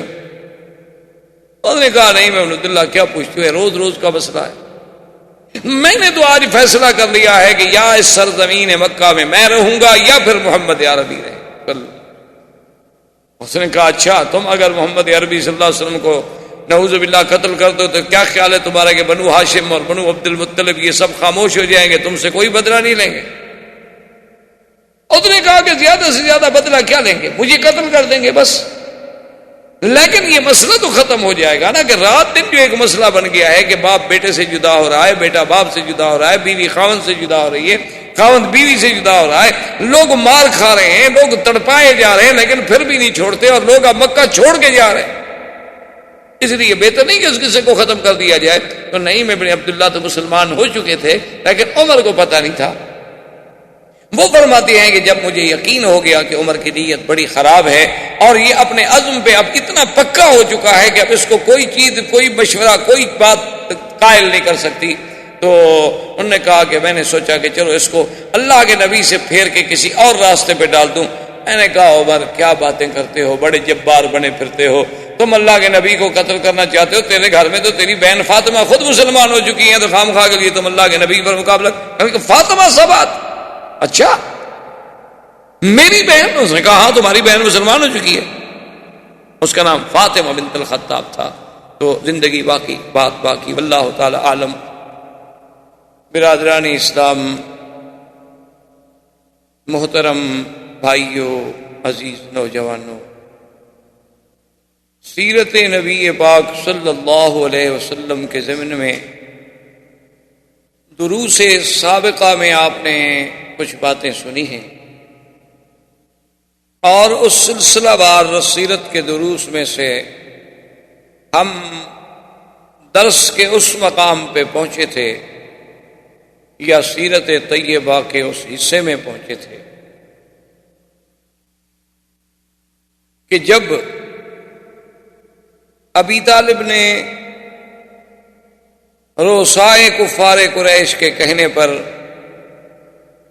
حضور صلی اللہ علیہ وسلم کو عرض کیا کہ محمد عربی صلی اللہ علیہ وسلم آپ کی قوم ہے، آپ کی قرابت دار ہیں، وہ چاہتے ہیں کہ آپ کچھ اپنے معاملے میں نرمی فرمائیں. تو حضور نے صاف انکار کیا. آپ نے فرمایا کہ ایام میں یہ ایسا معاملہ نہیں ہے کہ جو میری ذات تک تعلق رکھتا ہو اور اس میں کچھ آگے پیچھے کر سکتا ہوں. میں تو اللہ کا بھیجا ہوا پیغمبر ہوں، اللہ کا بھیجا ہوا نبی ہوں، اللہ کا رسول ہوں، اور اللہ کے حکم پہ پابند ہوں. جو مجھے حکم ملتی ہے میں اس کی تعمیل کرتا ہوں. تو مجھ سے اس قسم کے مطالبے کرنے کی تو کوئی بات ہی نہیں. اب جب کفار ہر قسم کے یعنی اپنے سورس استعمال کرنے کے بعد دھونس، طاقت، دولت، لالچ جب سب میں ناکام ہو گئے تو انہوں نے تعذیب المسلمین یعنی مسلمانوں کو عذاب دینے کا پروگرام بنا. انہوں نے کہا کہ اب اور کوئی حل نہیں، اب ایک حل ہے کہ ہم مسلمانوں پر اتنے ستم توڑیں کہ یہ لوگ جو ہیں خود بخود حضور صلی اللہ علیہ وسلم سے ہٹ جائیں اور ہٹ جائیں اور ڈر جائیں. جب یہ لوگ سب ہٹ جائیں گے، حضور کے ساتھ کوئی نہیں بچے گا، تو اس کے بعد صاف بات ہے کہ معاملہ جو ہے خود بخود ختم ہو جائے. تو اس تعذیب کے سلسلے میں بھی میں نے کچھ عرض کیا تھا کہ سیدنا بلال رضی اللہ تعالی عنہ پر ظلم و تشدد کے پہاڑ توڑے گئے. اسی طرح بی سمیہ کو حتیٰ کہ شہید کر دیا گیا، اور یاسر اور عمار کو اتنی تعذیب کی گئی کہ حضور جب بھی گزرتے تو آپ ان کو تسلی دیتے اور فرماتے کہ صبرن یا آل یاسر. بی بی زریرہ کو اتنی مارا گیا کہ وہ اندھی ہو گئیں. بی بی نہدیہ پہ ظلم و ستم کے پہاڑ توڑے گئے، خباب بن الارت کو انگاروں پہ لٹایا گیا، حتیٰ کہ آپ کی پشت میں گڑے پڑ گئے تھے کہ انگارے اندر گھس جاتے. ان حالات میں حضور صلی اللہ علیہ وسلم نے صحابہ کو اجازت دی اور فرمایا کہ تم حبشہ کی طرف ہجرت کر جاؤ،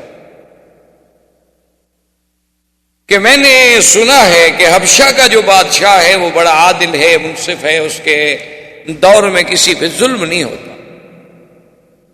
تو 12 صحابہ نے ہجرت کی، جن میں سیدنا عثمان رضی اللہ تعالی عنہ اور ان کی زوجہ محترمہ رقیہ بنت رسول اللہ صلی اللہ علیہ وسلم بھی تھیں.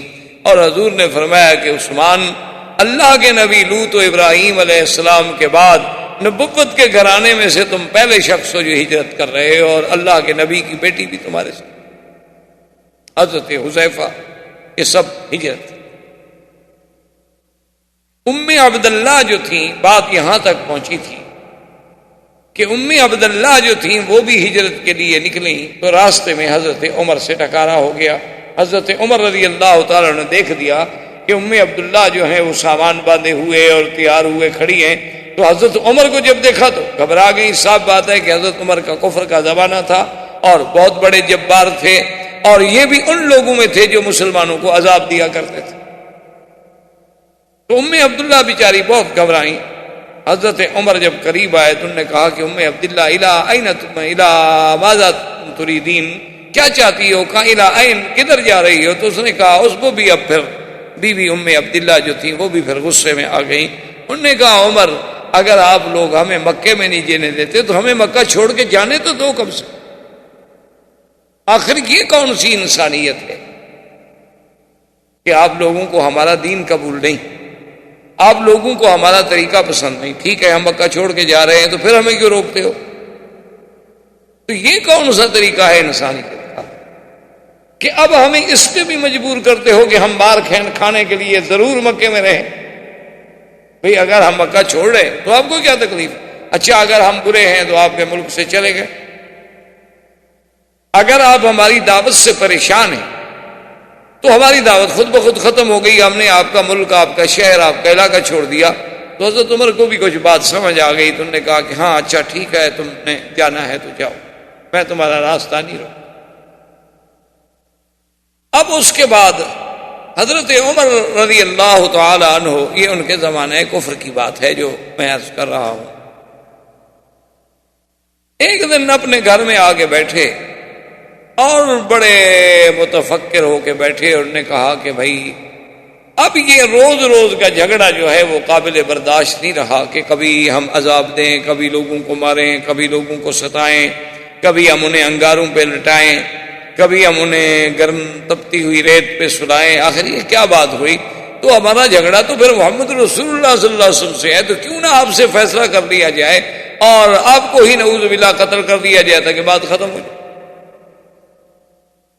تو عمر رضی اللہ تعالی عنہ زمانے کفر میں ہیں اور بالکل فیصلہ کر کے کہ بس میں نے آج فیصلہ کر لیا ہے کہ سرزمین مکہ پہ اب یا عمر چلے گا یا محمد رسول اللہ صلی اللہ علیہ وسلم.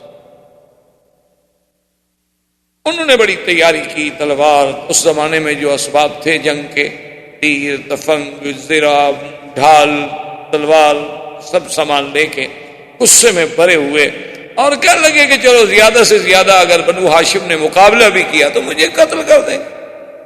بس زیادہ سے زیادہ یہی ہوگا نا کہ اگر انہوں نے حضور صلی اللہ علیہ وسلم کا اور محمد الرسول اللہ صلی اللہ علیہ وسلم کا بدلہ بھی لیا تو کیا ہو؟ زیادہ سے زیادہ مجھے قتل کر دیں گے. چلو میں ایک بندہ مر جاؤں گا لیکن یہ روز کا جو مسئلہ ہے یہ تو ختم ہو جائے. وہ اسی جوش و غضب میں نکلے اور راستے میں نعیم ابن عبداللہ جو اسلام لا چکے تھے لیکن ابھی انہوں نے کھل کے ظاہر نہیں کیا تھا کیونکہ کوئی ڈر کے مارے اسلام کو ظاہر نہیں کیا. نعیم ابن عبداللہ کہتے ہیں کہ میں نے حضرت عمر کو ایسے انداز میں چلتا ہوا اور اس طرح غصے میں بھرا ہوا پہلے کبھی نہیں دیکھا تھا.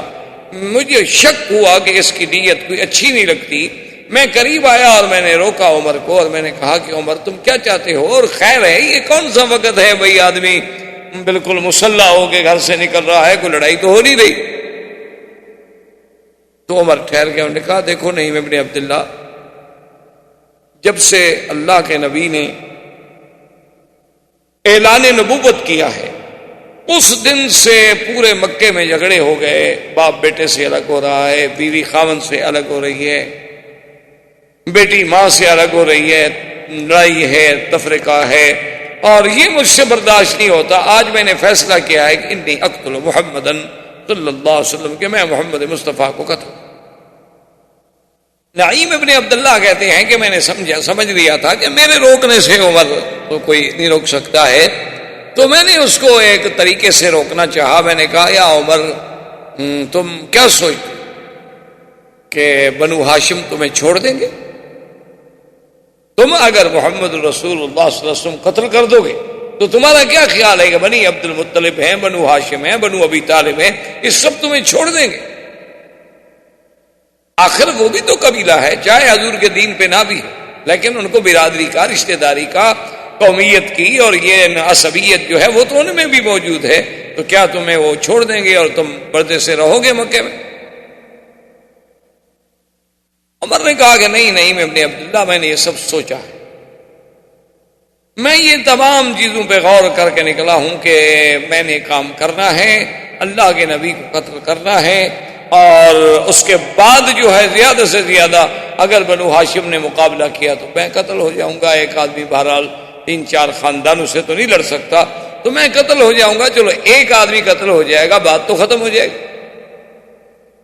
یعنی آپ دیکھیں کہ باطل اپنے باطل پہ کتنی جمع ہوتا ہے کہ وہ اللہ کے انبیاء کے مقابلے پر بھی آئے، اللہ کے نبیوں کے مقابلے پر، کیونکہ خدا کی قدرت ہے کہ جو آدمی بھی جس غلط راستے پہ بھی ہے، وَلِلنَّاسِ فِيمَا يَشْكُونَ مَذَاهِبُ، ہر آدمی اپنے طریقے کو سچا سمجھتا ہے اور دوسرے کو نعوذ باللہ گمراہ سمجھتا۔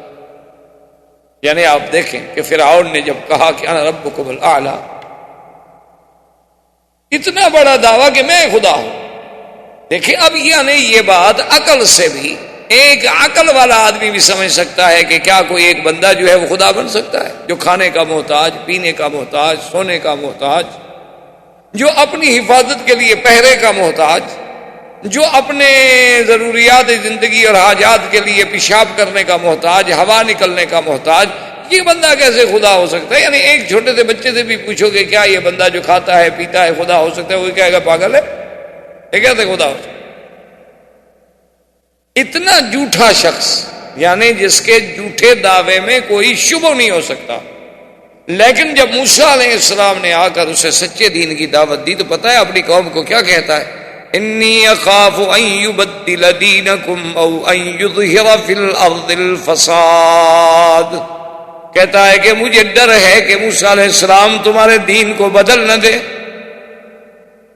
مجھے ڈر ہے کہ موسیٰ علیہ السلام جو ہے یہاں دنیا میں فساد نہ پھیلائے۔ یعنی اللہ کا نبی جو ہے سچا دین کے لانے والا، وہ تمہارے دین کو بدل دے گا، تمہارا دین تو بالکل ٹھیک ہے، اور موسیٰ علیہ السلام فساد پھیلائے گا، جو داعی امن ہے وہ فسادی۔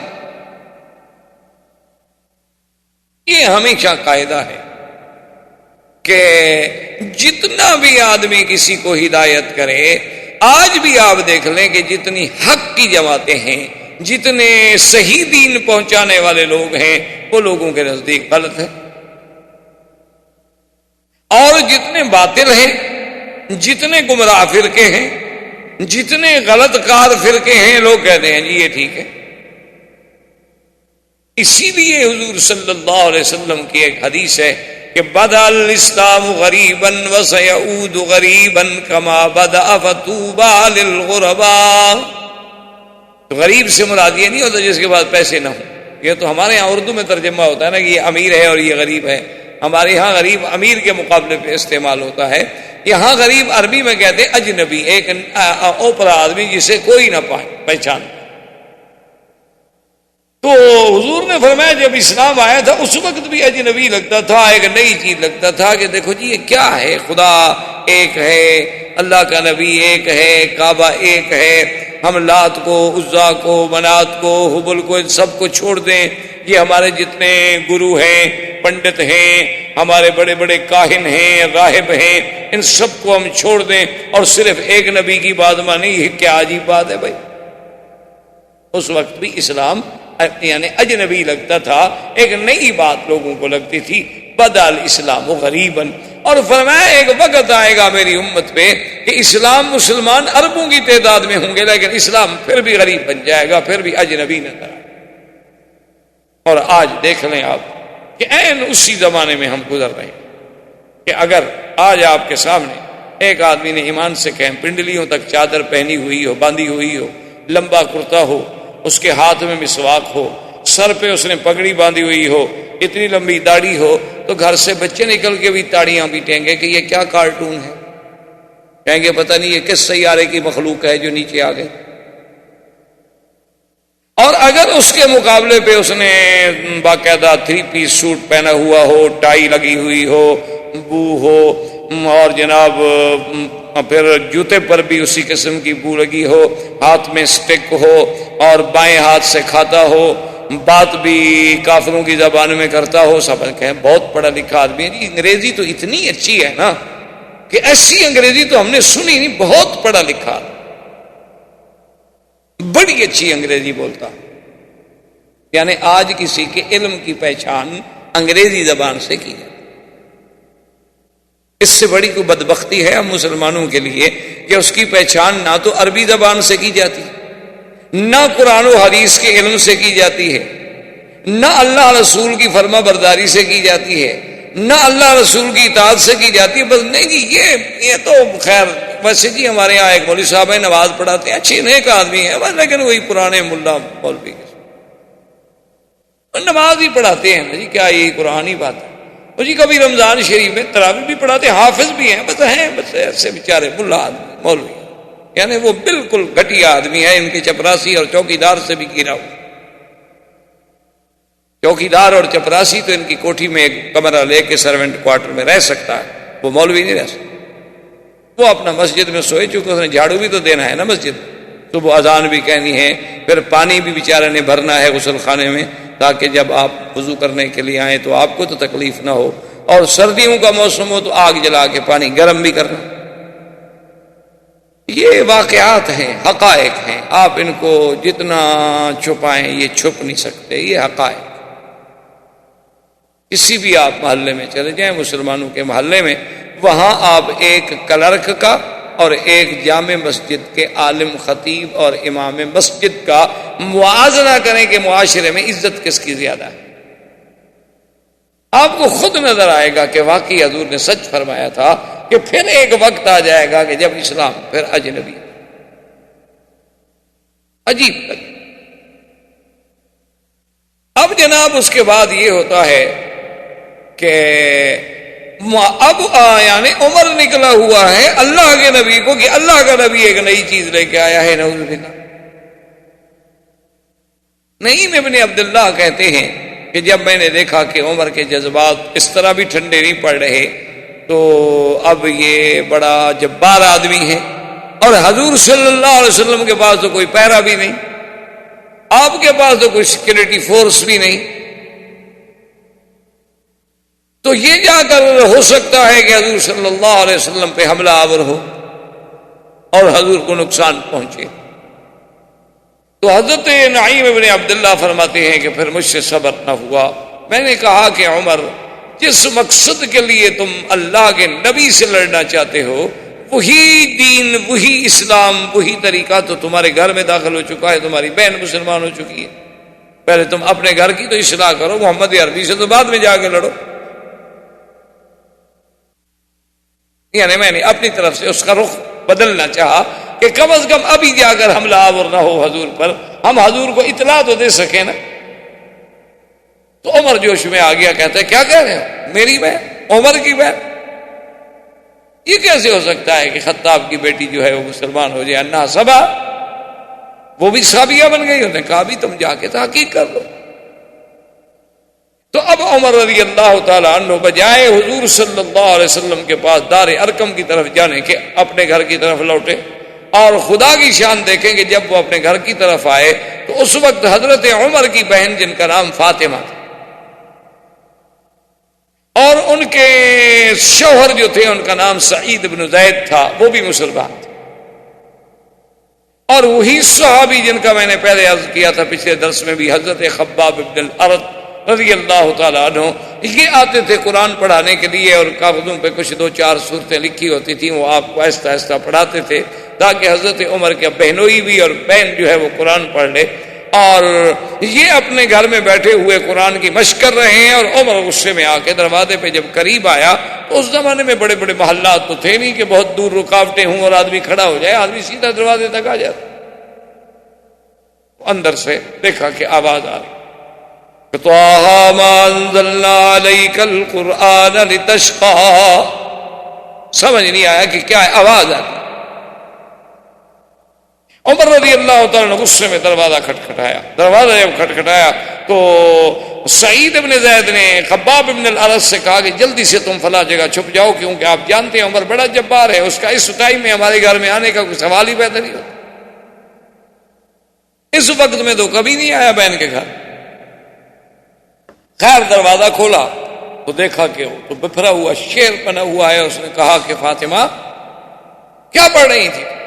اور مجھے پتہ لگا ہے کہ تم اسلام لا چکی ہو، تم نے بھی دین نبی محمد مصطفیٰ صلی اللہ علیہ وسلم قبول کر لیا ہے۔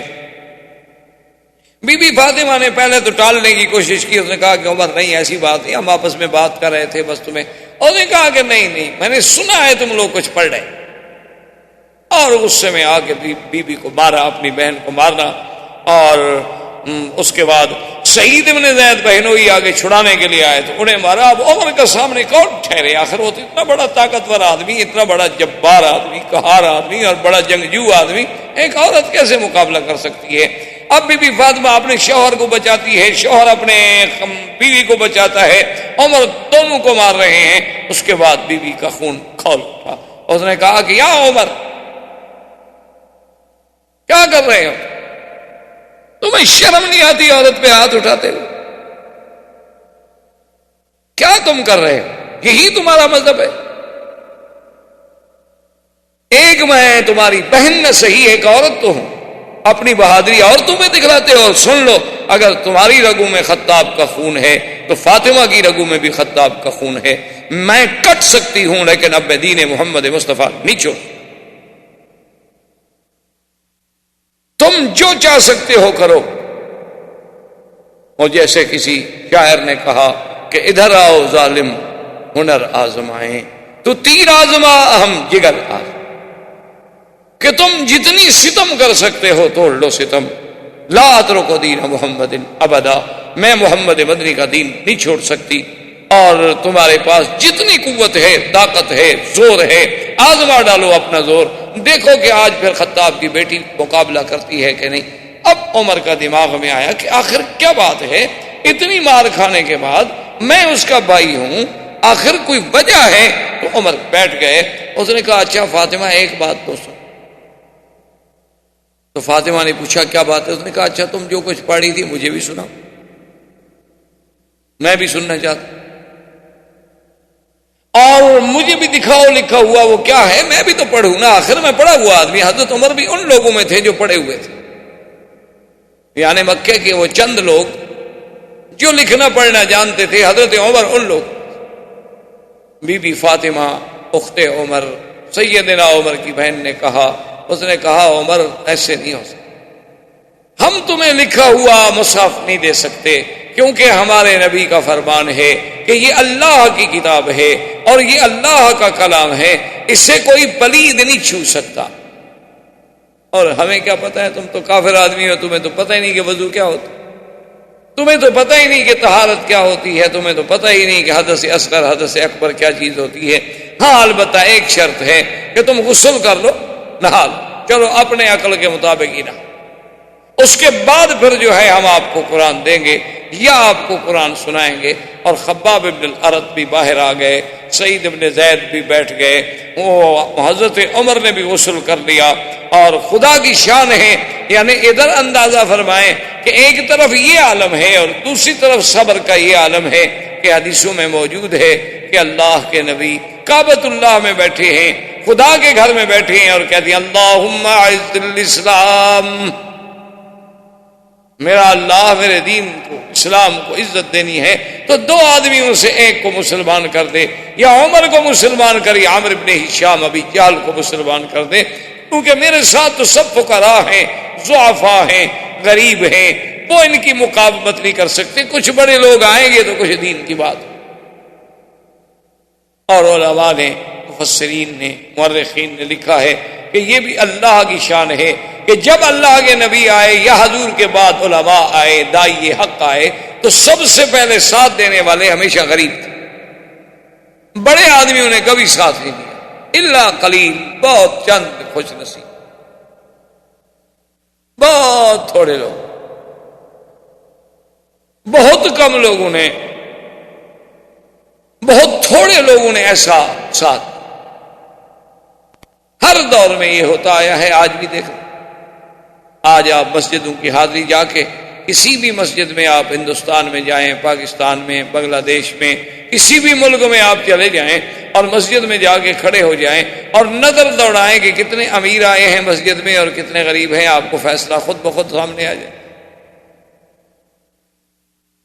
یعنی آپ اگر محلے پہ نظر دوڑا لیں، اگر جس محلے میں آپ رہتے ہیں تو اس محلے کو تو بندہ جانتا ہے، کیونکہ بچپن میں وہی رہا، کھیلا کودا، بچپن انسان کا اس کی گلیوں میں گزرا، آدمی محلے کو اچھی طرح جانتا ہے۔ محلے میں آپ نظر دوڑا لیں کہ کتنے لوگ ہیں محلے میں جو مسجد میں جاتے ہیں اور کتنے لوگ ہیں جو نہیں جاتے، ان میں امیر کتنے؟ امیر آدمی جو ہے نا جی، غنی آدمی، ان کی مقدر میں ہدایت بہت کم۔ ہاں وہ آپ کو کلب میں نظر آئیں گے، وہ آپ کو سینما پہ، کسی اپنا پب میں، یا کہیں کوئی گانے بانے کی محفل شہفل ہو تو وہاں آپ کو بڑے بڑے لوگ سب سے پہلی سیٹ، اور گناہ کی محفل میں پیسے سب سے زیادہ دے کے مہنگا ٹکٹ خریدیں گے تاکہ لوگوں پہ روب پڑے گی یہ سب سے آگے والی سیٹ پہ بیٹھا۔ تو اب جناب یہ عالم تھا کہ حضرت خباب ابن الارت بھی بیچارے ایک عام آدمی تھے، تو جب جناب انہوں نے کہا کہ غسل کر لیا، قرآن سامنے رکھا اور قرآن پڑھا کہ أنزلنا عليك القرآن لتشقى إلا تذكرة لمن يخشى تنزيلا ممن خلق الأرض والسماوات العلى الرحمن على العرش استوى له ما في السماوات وما في الأرض وما بينهما وما تحت الثرى وإن تجهر بالقول فإنه يعلم السر وأخفى الله لا إله إلا هو له الأسماء الحسنى۔ یہاں تک پہنچے حضرت عمر، فبکا عمر، آنسو بہنے شروع ہو گئے۔ اللہ کا قرآن، یہ کیسے ہو سکتا ہے کہ آدمی دل اخلاص سے قلب کے ساتھ اللہ کے قرآن کو سنے اور پڑھے اور قرآن اثر نہ کرے؟ یہ تو ہو ہی نہیں سکتا، ناممکن۔ پرانے دور کی بات ہے، ایک دیہات میں ایک غریب آدمی نے جلسہ رکھا، اور اس زمانے میں دیہات میں کوئی بجلی تو ہوتی نہیں تھی، لوگ زیادہ تر جلسے 14ویں رات میں رکھ لیتے تھے کہ چلو روشنی ہوگی، کوئی تھوڑا بہت لمپ شپ جلا لیں گے تو جلسے ہو جاتے تھے۔ تو اسی رات اتفاق یہ ہے کہ ایک اس علاقے کا بہت بڑا زمیندار تھا، اس کے بیٹے کی شادی تھی، تو اس نے وہ گانے والیوں کا، مغنیات کا انتظام کیا ہوا تھا۔ اب جب وہاں پہنچے تو غریب آدمی تھا جس نے والد صاحب رحمۃ اللہ علیہ کو دعوت دی تھی، تو اس نے کہا کہ حضرت آئی نے آپ کو بلا لیا، لیکن مجھے پتہ نہیں تھا کہ آج کی رات جو ہے ہمارے زمیندار کے بیٹے کی شادی ہے، اور بڑی مصیبت ہے کہ اس نے تو یہاں بڑے بڑے گانے والیاں ہندوستان سے اور ادھر سے اور ادھر سے منگائی ہوئی ہیں، وہ بڑے لوگ ہیں، اور ساری دنیا، سیدھی بات ہے کہ وہ برائی کی طرف جائے گی، تقریر سننے کے لیے کون آئے گا؟ احباب کرام، اس کے بعد اب آپ اس مبارک سلسلے کی CD نمبر 8 سماعت فرمائیں۔